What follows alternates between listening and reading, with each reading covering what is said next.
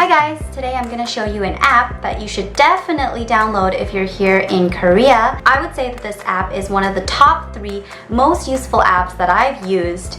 It's basically like Uber with a call taxi service combined.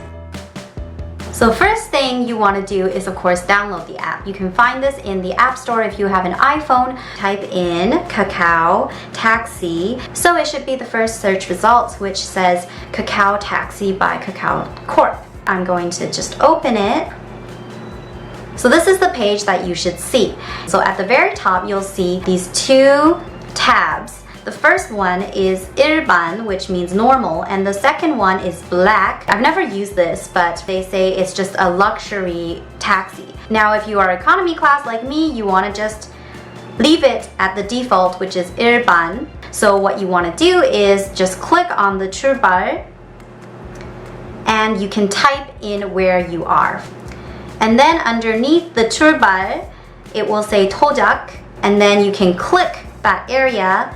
And then you can just type in simply where you want to be. For example, I want to go to Seomyeon-yok, Seomyeon Station. In Korean, you do have to type it all in Korean. You'll see that there is a list of all the addresses with that name that appears. So you want to choose the one that is closest to where you want to go. For example, I'll just choose the first one, Seomyeon-yok, Busan, Ilhosan. So from my departure to my arrival, it says that it takes approximately 40 minutes. And this is time by taxi. If you want to see where it is, you can also click on the 지도 보기. And this is really helpful because sometimes there may be different locations with the same name. And if you know approximately where, which direction you should go, then you can check to make sure that you've selected the right arrival and departure addresses. Next, there's going to be 3 options for you to select. 중형, which is selected by default, 대형, and 모법. I have no idea what 모법 is, but 대형 is basically a larger taxi. I've actually only used the default selection, which is 중형, which is the normal size of taxi. And underneath, the words with the red check mark beside it just says, you can pay by card. Okay, and you're pretty much done. It's as easy as that. And so the final step is to click the yellow button at the bottom, which basically just calls the taxi for you. I'm actually not going to press this because if I press it, it will connect me to a taxi. So after you click the button, you will see a radar looking icon, and it's just scanning for taxis in your area.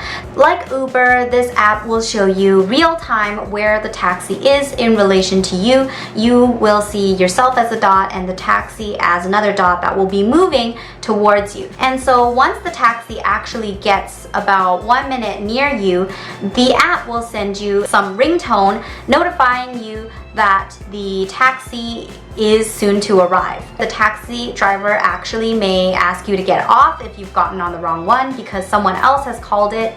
So you definitely just want to make sure that you are getting on the right one before you get on. The app will actually tell you the license plate, the 4 digits of the taxi that you have called. I find that this app may be even more friendly to foreigners because if you can just find a Korean person, or if you know some basic Hangul but you don't know how to speak Korean, and you can just put in the address, and you don't really have to talk to the taxi driver at all. Because you've already put in the destination address in the app, the taxi driver who accepts your call will actually already know where you're going. And that's it. So thumbs up if you found this helpful for you. Please subscribe for more tips from me on staying in Korea, learning Korean, and the like. And best of luck on using this app and have a great time here in Korea. See you next time. Bye-bye.